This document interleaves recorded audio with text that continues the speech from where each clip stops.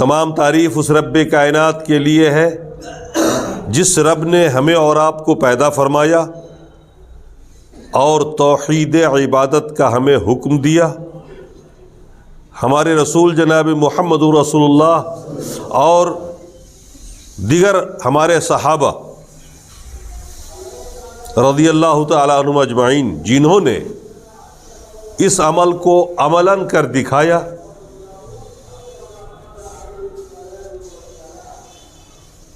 شرک سے بچنے اور اس دور میں جو شرک ہوا کرتے تھے اس کی تصویر کشی انہوں نے کی جو ہمارے لیے مشعل راہ ہے آج. اس لیے ہم اللہ سے دعا گو ہیں کہ رب کریم ہمارے اسلاف کی قبروں پر بھی رحمت اور نور کی بارش برسائے جنہوں نے اس دین کو ہم اور آپ تک پہنچایا، جس کی وجہ سے آج آپ اور ہم دین توحید پر گامزن ہیں، شرک سے بچ رہے ہیں.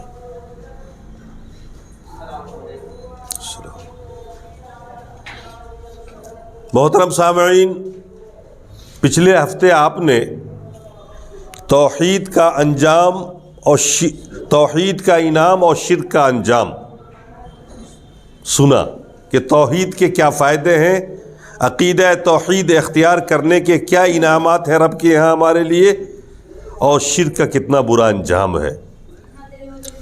ہمارے کچھ احباب نے دراصل فرمائش کی، جاننا چاہا کہ شرک کے وہ کون کون سے اقسام آج اس دور میں رائج ہیں، آپ انہیں بتائیں، نشاندہی کر سکیں تو ہمارے لیے زیادہ مفید رہے گا تاکہ ہم لوگ شرک سے بچ سکیں.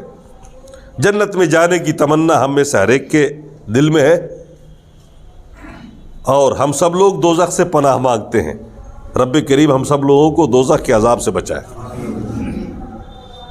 اس لیے یہ موضوع نہایت ہی اہم ہے کہ ہم شرک کو جانیں اور اس دور میں جس قسم کے شرک ہوا کرتے تھے اور اس سے ملتے جلتے آج کے دور میں شرک کی جو قسمیں رائج ہیں جن کو مسلمان کر ڈالتے ہیں، انہیں خبر نہیں ہوتی کہ یہ بھی شرک ہے اور ایسا کرتے رہتے ہیں ہم اور آپ.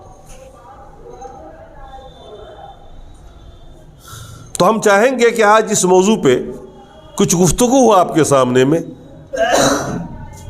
اور ہم پہلے یہ کوشش کریں گے کہ اس دور میں اللہ تبارک و تعالیٰ نے مشرکین مکہ یا ان جیسے جتنے بھی لوگ تھے ان کے کس بات پہ پکڑ کی، ان کے کن کاموں کو شرک کہا،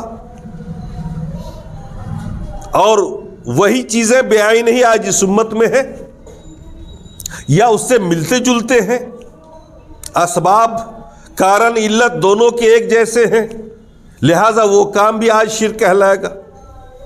تو ہم ان باتوں سے آپ کو تھوڑی آگاہی دینا چاہتے ہیں تاکہ ہم اور آپ شرک سے بچ سکیں جو نہایت ہی مہلک مرض ہے. اور اللہ تبارک و تعالی ان کے ذریعے اوروں کو بھی ہدایت دے رہا ہے. لوگ دور دور تک سن رہے ہیں، ہزاروں لاکھوں لوگ سن رہے ہیں، ان تک بھی یہ پیغام پہنچے اور وہ بھی شرک سے بچ سکے. اللہ تعالیٰ ایسی توفیق ہم میں سے ہر فرد کو دے. اللہ تبارک و تعالیٰ کی ذات، صفات اور اس کی عبادت میں کسی غیر کو شریک کر دینا شرک کہلاتا ہے، اور اللہ کی صفات میں اس کو یکتا جاننا اور اللہ تبارک و تعالیٰ کی عبادت میں اس کو یکتا جاننا، اس کی ربوبیت میں اس کو اکیلا ماننا، یہ توحید کہلاتا ہے. توحید ربوبیت کو میں نے تفصیل سے آپ کے سامنے میں رکھا. الحمدللہ رب العالمین کے تحت موقع تھا کہ ہم آپ کو توحید عبادت سمجھاتے، تو اچھا ہوا کہ اس موضوع پر شرک کی تفصیل بھی آپ کے سامنے میں رکھتا چلوں تاکہ توحید کو آپ اچھی طرح سمجھ لیں.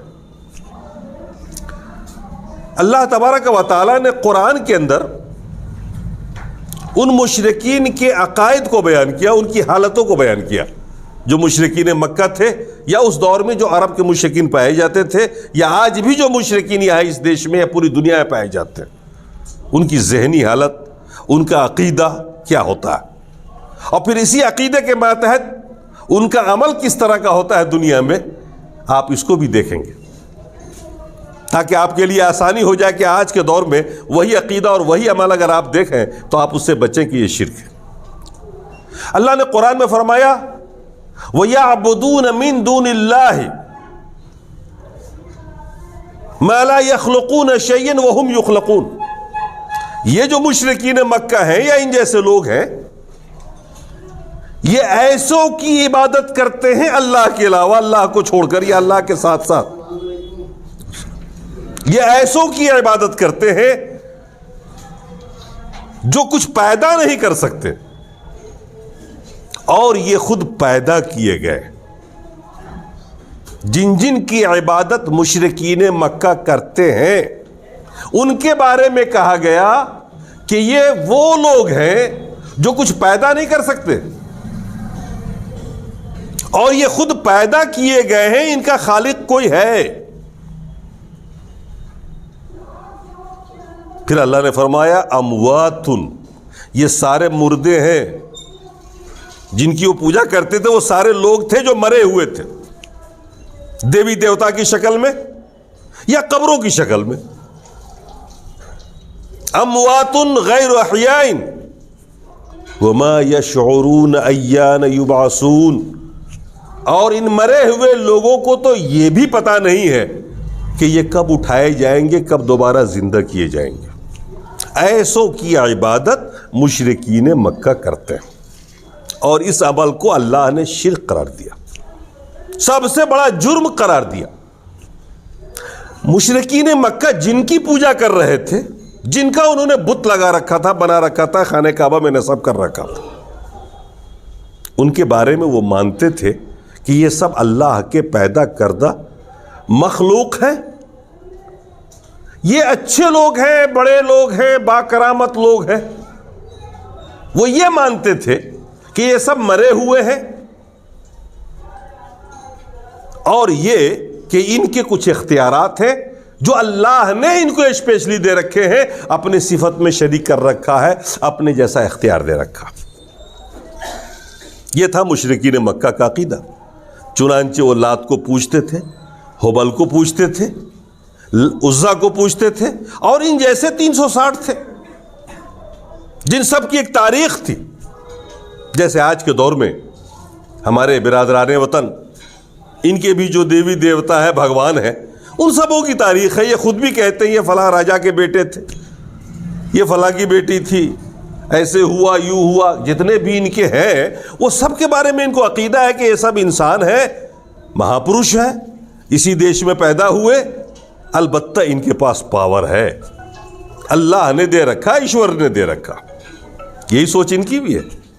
اللہ تبارک و تعالیٰ نے انہی لوگوں کے بارے میں اس آیت میں فرمایا اور کہا کہ یعبدون من دون اللہ، یہ اللہ کے علاوہ ایسوں کی عبادت کر رہے ہیں، پوج رہے ہیں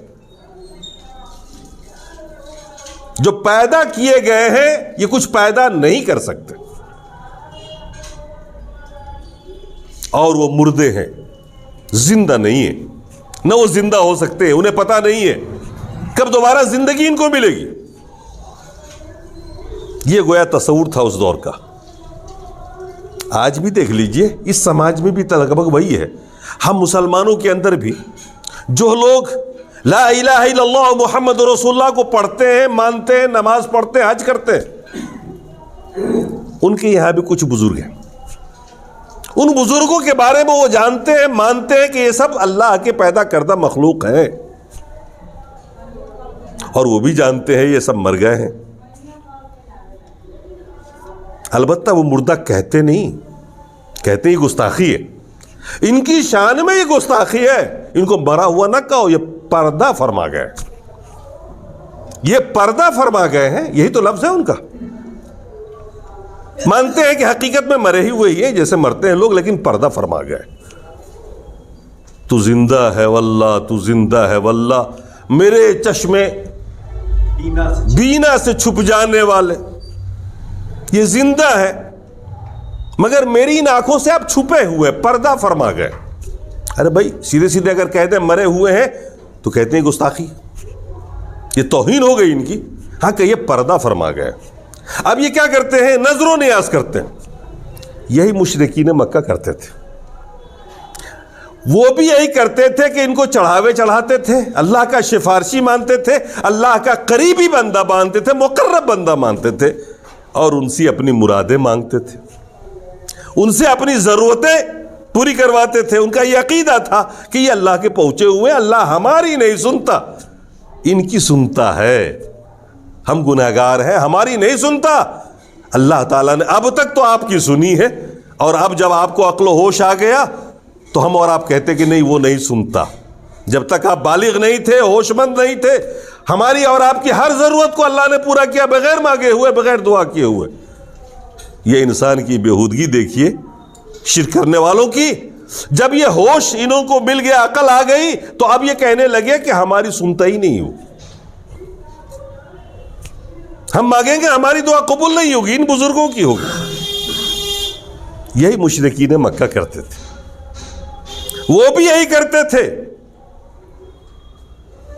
کہ اپنی باتیں اللہ کو نہ کہہ کر کے ان کو یا کہ کہتے تھے, اور وہ سنیں ان کی مانگ پوری کروا دیں, اس کے لیے رشوت دیتے تھے. اسی رشوت کا مہذب نام ہے نظر و نیاز. کچھ چڑھایا, کچھ پیش کیا, مہذب لفظوں میں اسی کو کہا نظر و نیاز. اللہ تبارک و تعالیٰ نے ان کے اوپر چڑھائے ہوئے نظر و نیاز کو حرام قرار دیا. چاہے وہ بکرا ہو, مرغا ہو, کبوتر ہو, اونٹ ہو, گائے ہو, یا چاہے وہ بے جان چیز کھانے والی کوئی مٹھائی ہو. قرآن میں آیا وما ذبح علی النصب, جو ان بتوں پہ چڑھائے جاتے ہیں وہ سب حرام ہے. اور جانوروں کے تعلق سے آیا, اللہ نے فرمایا حرم اللہ علیکم المیتۃ والدم ولحم الخنزیر وما اہل بہ لغیر اللہ. اللہ نے مسلمانوں تیرے لیے مردار کو حرام کر دیا, مرا ہوا جانور نہیں کھاؤ گے. جو مرنے سے پہلے جائز تھا, ایک بکرا آپ کھا سکتے تھے, مرنے کے بعد آپ نہیں کھا سکتے. ولحم الخنزیر, سور کا گوشت بھی نہیں کھا سکتے, حرام ہے. خون, دم مسفوح, جانور کو ذبح کرتے وقت جو خون نکلتا ہے وہ خون, وہ بھی حرام ہے. اور آخر میں فرمایا وما اہل بہ لغیر اللہ, وہ جانور بھی حرام ہے جس کو غیر اللہ کی رضا کے لیے چڑھایا گیا ہو, جس کو آپ نظر کے نام سے کہتے ہیں, منت کے نام سے کہتے ہیں, غیر اللہ کے نام پر چڑھایا گیا, وہ بھی حرام ہے. اور چاروں کو اللہ تعالیٰ نے ایک ہی لسٹ میں حرم اللہ, سب کو حرام کر دیا. سب حرام ہونے میں برابر. یہ نہیں ہے کہ سور زیادہ حرام ہے اور وہ جو چڑھایا گیا وہ کم حرام ہے, برابر حرام ہے. اور یہی کام شرک ہے, اسی عمل کو عمل شرک کہتے ہیں. اور اس چڑھاوے کا کھانا حرام ہے, اس چڑھاوے کا کھانا حرام ہے. عمل شرک کا ہوا. کیوں؟ اس لیے کہ جو عقیدہ ہے وہ مشرکانہ ہے. نظر نیاز یہ عبادت ہے, اور عبادت کا حق صرف اللہ کا ہے, اور اللہ کی عبادت میں اگر غیر اللہ کو شریک کر دیا جائے تو یہی شرک کہلاتا. اسی کو شرک کہتے ہیں. ایک بات آپ نے دیکھی ہوگی, یہ لوگ جو بھیک مانگتے رہتے ہیں, کبھی آپ نے ان کے منہ سے سنا ہوگا اللہ کے نام پر دے دیجیے. کبھی آپ نے سنا ہوگا غریب نواز کے نام پر, کبھی آپ نے سنا ہوگا غوث پاک کے نام پر 2 روپے عنایت فرمائیے, 5 روپے عنایت فرماؤ بیٹا غوث پاک کے نام پر. اب ظاہر سی بات ہے جو غوث پاک کا چاہنے والا ہے اس نام سے خوش ہو کے دے دیتا ہے, جو غریب نواز کا چاہنے والا ہے وہ اس نام سے دیتا ہے. آپ کے سامنے میں اگر اس نام سے کہے گا مانگے گا تو آپ نہیں دیں گے, لیکن آپ کے سامنے میں جب کہے گا اللہ کے نام پر 5 روپے دے دیجیے, آپ نکال کے دے دیں گے. میں آپ سے پوچھتا ہوں اس 5 روپے میں جو آپ نے اللہ کے نام پہ دیا ہے, اللہ اس پہ نیکی دے گا کہ نہیں؟ یہ عبادت ہے کہ نہیں؟ چونکہ اللہ تعالیٰ آپ کو نیکی دے رہا ہے اور اللہ کے نام پر آپ نے 5 روپے دیے ہیں, اس نے اللہ کے حوالے سے مانگا ہے, یہ توحید ہے. اگر کسی نے کسی غیر اللہ کے حوالے سے مانگا, ایسے لوگوں کے نام سے مانگا جو دنیا سے مر چکے ہیں اور جن کے بارے میں ان کا یہ عقیدہ ہے کہ وہ ہم کو دیکھ رہے ہیں, سن رہے ہیں, روزی دے رہے ہیں, شفا دے رہے ہیں, ان کو مختار مان رہے ہیں یا اللہ کی کسی صفت میں شریک مان رہے ہیں, پاورفل مان رہے ہیں, تو یہ عمل شرک کہلائے گا. یہ عمل شرک کہلائے گا کیونکہ عبادت میں غیروں کی شرکت ہو گئی. عبادت میں غیروں کی شرکت ہو گئی. یہ اس دور میں بھی ہوتا تھا اور یہ آج بھی ہو رہا. اس دور میں لوگ کیا کرتے تھے؟ بتوں کے پاس مجاور بن کر بیٹھتے تھے, اور جن لوگوں کی بت نہیں بنی ہوتی تھی, تصویر نہیں بنی ہوتی تھی, اگر ان کی قبر تھی تو ان قبروں پہ مجاور بن کے بیٹھتے تھے. عربی میں لفظ آتا ہے مجاور, جاورا یجاور, اور مجاور کا مطلب ہوتا ہے کسی کے پڑوس میں لو لگا کے بیٹھنا. آپ نے دیکھا ہوگا کہ مزار پر کچھ لوگ بیٹھے رہتے ہیں لو لگا کر کے, کہ بزرگ سے گویا ہمارا ڈائریکٹ کانٹیکٹ ہے, ہم بزرگ کو سنا رہے ہیں, وہ ہماری سن رہے ہیں. عقیدہ یہ ہوتا ہے, مرنے کے بعد بھی زندہ ہے اپنی قبر میں, یہ ہماری بات سن رہے ہیں, ہماری دعاؤں کو اللہ تک پہنچا رہے ہیں. اسی تصور سے بیٹھے رہتے ہیں. بتوں کے پاس بھی آپ دیکھ لیجئے, یہاں پہ کئی لوگ ہوتے ہیں, یہاں جو بت خانے ہیں ان بت خانوں میں لوگ بیٹھے رہتے ہیں مجاور بن کر. اور آپ دیکھیے سماج میں گھوم کر کے جہاں بڑی بڑی قبریں ہیں, درگاہیں ہیں, وہاں پر قبروں کے پاس بیٹھے رہتے ہیں. آنے جانے والے ان سے دعائیں کرواتے ہیں, اپنی شیرنی پیش کرتے ہیں, نظر نیاز پیش کرتے ہیں. یہ مشرکین مکہ کرتے تھے, اس کو عبادت کہتے تھے. وہ اللہ تبارک و تعالیٰ نے ان کے اس عمل کو شرک کہا. آج بھی جو لوگ اس عمل کو کرتے ہیں اللہ کے علاوہ کسی کے لیے بھی, تو وہ شرک کہلائے گا. یہ عمل ہے مشرکانہ, یہ عبادت میں شرکت ہو گئی. چونکہ بیٹھنا عبادت ہے, اللہ سے لو لگانا اس تصور کے ساتھ کہ رب ہمیں دیکھ رہا ہے, ہم رب کی عبادت کر رہے ہیں, یہ عبادت کہلائے گا. لیکن دوسرا آدمی اگر غیر اللہ کے سامنے میں اسی نیت سے بیٹھتا ہے تو یہ عمل شرک کہلائے گا. اس دور میں لوگ بتوں کا طواف کرتے تھے, 7 چکر لگاتے تھے, یا قبروں کا طواف کرتے تھے, یہ سوچ کر کہ اس سے قرب حاصل ہوگا بزرگ کا, بزرگ مجھے پسند کریں گے, مجھ سے محبت کریں گے, میری دعاؤں کو قبول کروا دیں گے. آج وہی عمل غیر مسلم بھی کرتے ہیں, اور کچھ کلمہ کو لا الہ بھی کرتے ہیں, لا الہ پڑھنے والے بھی کرتے ہیں. وہ بھی کسی مزار کے ساتھ پھیرے لگاتے ہیں, اور وہ یہ سمجھتے ہیں کہ ہم قریب ہو گئے, ہمیں تقرب حاصل ہو گیا. یہ عمل خوب دیکھا جا سکتا ہے اگر آپ کسی بڑے بازار پہ جاتے ہیں تو.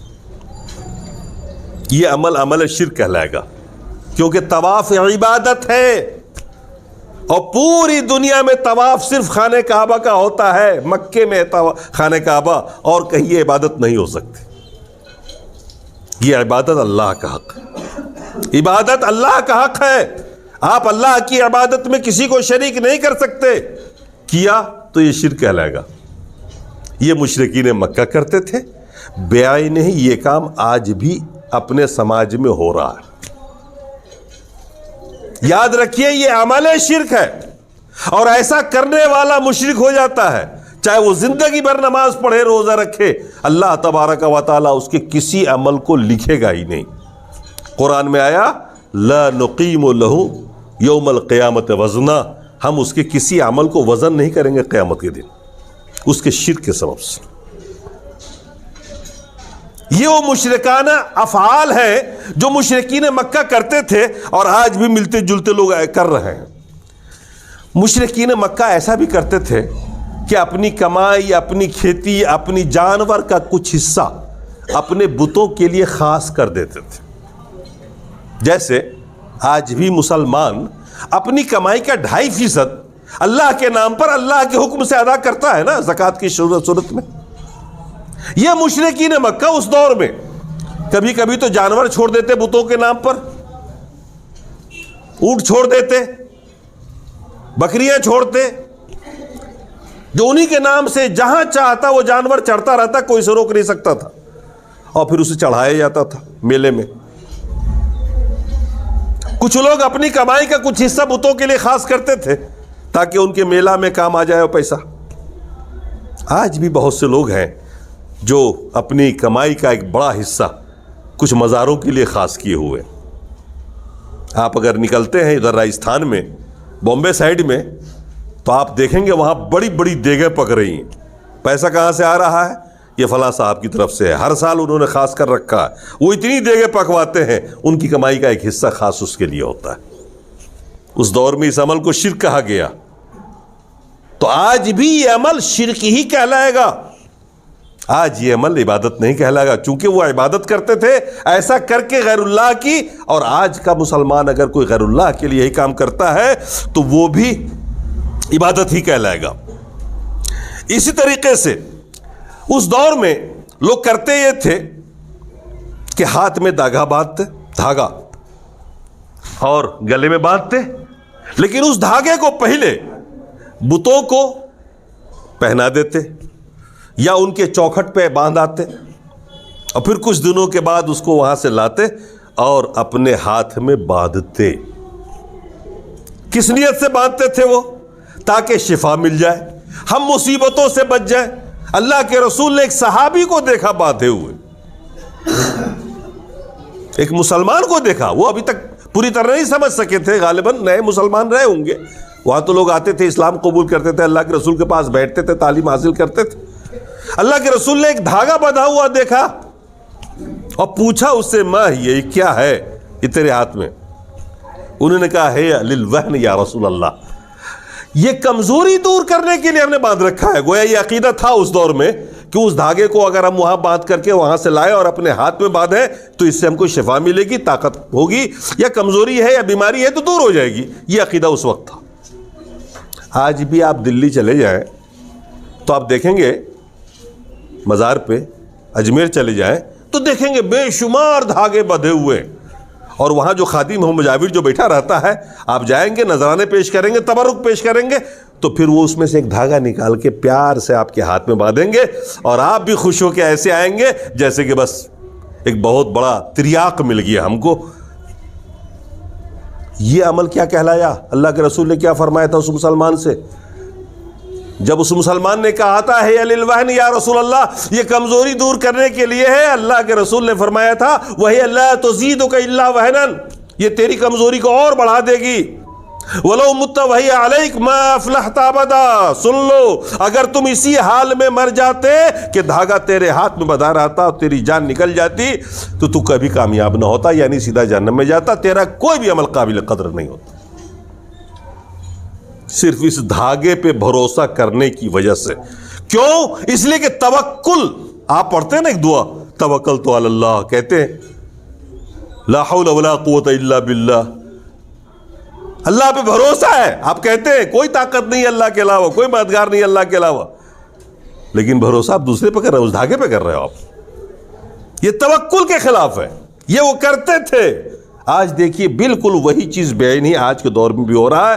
میں نے بہت سارے مسلمانوں کو دیکھا گلے میں یا ہاتھ میں دھاگا بندھے ہوئے اور اسی عقیدے کے ساتھ. یہ عمل اس وقت شرک کہلایا نا. کیوں کہا اللہ کے رسول نے کہ اگر تم اسی حال میں مر جاتے تو کبھی کامیاب نہ ہوتے. آدمی تو شرک پہ ہی مرنے والا کامیاب نہیں ہوتا ہے. باقی اگر شرک نہ کیا ہو زندگی میں, بڑے سے بڑا گناہ کیا ہو, اللہ نے تو گارنٹی لی ہے کہ تیرے گناہوں کو معاف کر دیں گے. توحید ہے اس کے پاس, شرک نہیں کیا ہے, شرک پہ نہیں مرا ہے, کیا ہے توبہ کر لیا ہے اس نے, مرتے وقت شرک پہ نہیں تھا وہ. اللہ نے فرمایا تیرے گناہوں کو معاف کروں گا. ایک حدیث میں تو آیا کہ زمین و آسمان کے برابر بھی تو گناہ لے کے آئے گا میرا بندہ, اور تو نے شرک نہیں کیا ہوگا, توحید پر ہوگا, ہم تیرے سارے گناہوں کو بخش دیں گے. آخر وہ شرک ہی تو تھا جس کی وجہ سے اللہ کے رسول نے فرمایا ما افلحت ابدا, تو کامیاب نہیں ہوتا. یہ عمل مشرکانہ ہے. اور آپ کو چاہیے کہ جس کسی کے ہاتھ میں دیکھیں آپ پیار سے محبت سے سمجھا کے اس کے دھاگے کو توڑوا دیں, ہٹوا دیں, بڑی نیکی ملے گی آپ کو, بڑا ثواب ہے اس کا. انہیں سمجھائیں, بتائیں کہ یہ عمل شرک ہے, یہ تمہیں جہنم رسید کر کے چھوڑے گا. اس دور میں جو شرک ہو رہا تھا آج بھی وہ شرک ہو رہا. حضرت ام سلمہ رضی اللہ تعالی عنہ اللہ کے رسول کی بیوی ہیں, اسلام سے پہلے یہ ملک شام گئی ہوئی تھیں. اس دور میں اپنے پرانے شوہر کے ساتھ کوئی زمانہ تھا. انہوں نے دیکھا وہاں کہ وہاں پر زاہدوں کی, عابدوں کی, جو لوگ مرے ہوئے تھے ان کی تصویریں بھی لگی ہوئی تھی اور ان کو سجدہ کیا جاتا تھا. اللہ کے رسول سے انہوں نے عرض کیا، آپ کی بیوی نے اسلام قبول کرنے کے بعد بہت زمانے کے بعد انہوں نے اپنے اس سفر کا بیان کیا اور کہا اللہ کے رسول سے کہ اللہ کے رسول ہم ملک شام گئے تھے اور ہم نے دیکھا تھا وہاں لوگوں کو کہ ان کے جو گزر چکے ہیں بڑے بڑے لوگ، بزرگ لوگ، ان کا سجدہ کیا جاتا ہے، اور بتایا اللہ کے رسول سے کہا آپ تو زیادہ حقدار ہیں کہ آپ کا سجدہ کیا جائے۔ جب ان لوگوں کا سجدہ کیا جا سکتا ہے اللہ کے رسول، تو آپ کا سجدہ، آپ کے لیے تو سجدہ بالکل روا ہے، آپ حقدار ہیں آپ اس بات کے کہ آپ کو سجدہ کیا جائے۔ اللہ کے رسول نے کیا فرمایا تھا؟ بخاری شریف کی حدیث ہے، اولئک قوم اذا ماتوا فیہم العبد الصالح او الرجل الصالح، وہ ایسے لوگ ہیں یہود و نصارہ کہ جن میں اگر کوئی نیک آدمی مر جاتا، نیک مرد کوئی مر جاتا، بنوا علی قبرہ مسجدا وصوروا فیہ تلک الصور، ان کی تصویر لگاتے تھے اور ان تصویروں کے سامنے وہ سجدہ کیا کرتے تھے۔ اولئک شرار الخلق، یہ اللہ کے رسول کے الفاظ ہیں، بخاری شریف کی حدیث ہے، فرمایا بدترین مخلوق ہے، بدترین، جتنے بھی مخلوقات ہیں دنیا میں ان سے بھی بدتر ہے، کتوں سے بھی بدتر ہے، خنزیر سے بدتر ہے، کیونکہ یہ تو شرک نہیں کرتے نا، کم سے کم یہ جانور تو شرک نہیں کرتے، جن کو آپ بدتر سمجھتے ہو، جن سے آپ نفرت کرتے ہو، یہ شرک تو نہیں کرتے نا، یہ انسان ہے جو اللہ کی روزی کھا رہا، اس کی رحمتوں کا فائدہ اٹھا رہا ہے، نعمتوں سے فائدہ اٹھا رہا ہے، اور پھر اسی کو گالی دے رہا ہے۔ شرک تو گالی ہے بھائی، شرک ایک گالی ہے، جو آدمی شرک کرتا ہے وہ اللہ کو گالی دیتا ہے۔ اللہ کے رسول نے فرمایا یہ وہ لوگ ہیں کہ اگر ان کے بزرگ مر جائیں، بڑے لوگ مر جائیں، تو ان کی تصویر بناتے ہیں، قبروں پہ لگاتے ہیں اور پھر سجدے کرتے ہیں۔ اولئک شرار الخلق، یہ بدترین لوگ ہیں۔ مشرکین کو بدترین قوم کہا گیا، بدترین لوگ کہا گیا، کیوں؟ یہ اللہ کے سب سے بڑے نافرمان ہیں، اللہ کو سب سے زیادہ گالی دینے والے یہ۔ حضرت عائشہ رضی اللہ تعالیٰ عنہ کی ایک حدیث ہے، اسی بخاری کے اندر فرماتے ہیں، حضرت عائشہ فرماتی ہیں اللہ کے رسول کا جب آخری وقت ہوا نا، چل چلاؤ کا وقت ہوا دنیا سے، تو آپ کی زبان پر 3 باتیں ہوا کرتی تھیں۔ ایک تو آپ کہا کرتے تھے نماز کا خیال رکھنا، اپنی صحابہ کو نماز کا خیال رکھنا، اور ایک فرماتے تھے وما ملکت ایمانکم، جو عورتیں تمہاری ماتحت ہیں نا ان کا خیال رکھنا، ان پہ ظلم نہ کرنا کبھی بھی۔ اللہ نے آپ کی بیوی ہو یا آپ کی نوکرانی ہو یا آپ کی خادمہ ہو، اللہ تعالیٰ نے ماتحت بنایا ہے، خواتین ان پہ کبھی ظلم نہ کرنا۔ اور تیسری بات جو اللہ کے رسول کہا کرتے تھے وہ یہ تھے، آپ کی زبان پر یہ تھا، لعن اللہ الیہود والنصارى اتخذوا قبور انبیائہم مساجدا، اللہ تعالیٰ یہود و نصارہ پہ لعنت بھیجے، انہوں نے اپنے نبیوں کی قبروں کو سجدہ کرنا شروع کر دیا، صالحین کی قبروں کو سجدہ کرنا شروع کر دیا۔ آج دیکھیے اس امت کو، آج دیکھیے بہت لوگ، بہت سارے لوگ بڑے بڑے درگاہوں پہ چپ چاپ جا کے آپ مشاہدہ کر کے آئیے، سجدے ہو رہے ہیں وہاں پہ۔ آپ تو ویڈیو کلپ میں دیکھتے ہوں گے، فیس بک میں چل رہی اس طرح کی تصویریں، خوب سجدے ہو رہے ہیں، مرد عورت پڑھے لکھے لوگ اچھے خاصے لباس میں وہ سجدے کر رہے ہیں قبروں پہ۔ آپ جانتے ہیں سجدہ اللہ کے علاوہ تو کسی کے لیے روا نہیں نا، اللہ کے رسول کے سامنے میں یہی بات تو رکھی گئی تھی کہ آپ سجدے کے لائق ہیں۔ کیا فرمایا اللہ کے رسول نے؟ یہ تو لعنتی لوگ ایسا کرتے ہیں۔ اور آگے جو ٹکڑا ہے نا وہ ایک بڑے مسئلے کو حل کر رہا ہے، تو عائشہ فرماتی ہیں اس کے آگے لولا ذالک ابرز قبرہ، اگر ایسا نہ ہوتا، اس بات کا ڈر نہ ہوتا اللہ کے رسول کو، تو اللہ کے رسول یہاں دفن نہیں ہوتے اس کمرے میں، عام قبرستان میں دفن ہوتے۔ آپ لوگ جو گئے ہیں مکہ مدینہ حج کرنے کے لیے، جب وہاں پر مدینے میں گئے ہوں گے، انہوں نے دیکھا ہوگا کہ بالکل مسجد نبوی کے متصل جنت البقیع بہت بڑی قبرستان ہے، صحابہ وہیں دفن ہے۔ حضرت عائشہ ام المومنین نے فرمایا لولا ذالک ابرز قبرہ، بخاری شریف میں یہ، اگر یہ ڈر نہ ہوتا کہ کہیں یہ امت بھی نبی کو سجدہ نہ کرنے لگے، تو پھر رسول اللہ کی قبر جو بنتی نا وہ عام قبرستان میں بنتی، میرے اس کمرے میں نہیں بنتی، کیونکہ کمرے میں آنے کی اجازت تو کسی کو نہیں ہو سکتی ہے نا، کہ آپ کے گھر میں کوئی چلا جائے سجدہ کرنے کو، آپ کی مرضی کے بغیر کوئی داخل نہیں ہو سکتا گھر آپ کا۔ ام المومنین حضرت عائشہ رضی اللہ تعالیٰ عنہ کا جو حجرہ تھا نا، اسی حجرے میں دفن ہے اللہ کے رسول، وہ کمرہ تھا حضرت عائشہ کا، ام المومنین کا۔ اس حدیث کے بعد متصلاً یہ حدیث، یہ ٹکڑا ہے کہ لولا ذالک ابرز قبرہ، اگر یہ بات نہ ہوتی تو اللہ کے رسول کو عام قبرستان میں دفن کیا جاتا۔ اور آگے جملہ ہے غیر انہ خشع، مگر یہ کہ ڈر تھا، اگر عام قبرستان میں دفن کر دیا جاتا نا تو اس بات کا ڈر تھا کہ آنے والے دنوں میں امت یہاں بھی آ کے سجدے کرنے لگے گی اور یہاں بھی عرس اور میلے جیسے کام ہونے لگے گا۔ کون روک پائے گا اس دنیا کو؟ سوچیے اللہ کے رسول اگر آج ہندوستان میں مدفون ہوتے تو کیا ہوتا؟ آپ روک پاتے؟ ہے تعداد اتنی جو آپ روک لیتے ان کو؟ ان کے طاقت ہے تو ان کے پاس ہوتا ہے، آج تو یہ جس کی لاٹھی اس کی بھینس ہے۔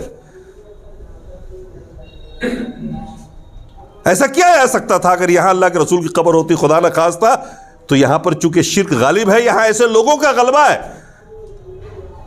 جو لا الہ الا اللہ پڑھتے ہیں لیکن شرک رسیاں ہیں، وہ تو ایسا کر ڈالتے۔ تو یہ غیر اللہ کو سجدہ کرنا یہ شرک ہے،